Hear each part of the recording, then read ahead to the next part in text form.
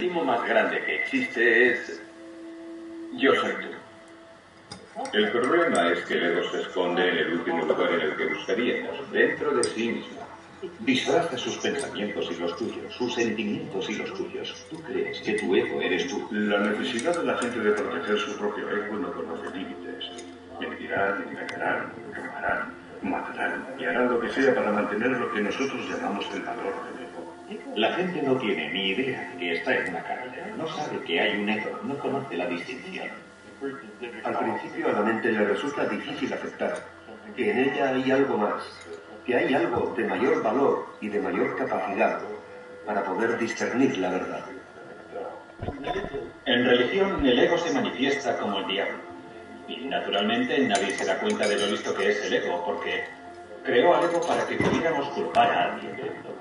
Al crear este enemigo externo imaginario, creamos un enemigo real para nosotros que se convierte en un peligro real para el ego, pero eso es también creación del ego. No existe el llamado enemigo externo, sea lo que te diga esa voz interior.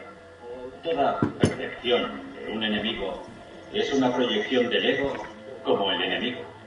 En ese sentido, podemos ver que el 100% de nuestros enemigos externos son creación nuestra. Tu mayor enemigo es tu propia percepción interior, es tu propia ignorancia, es tu propio ego.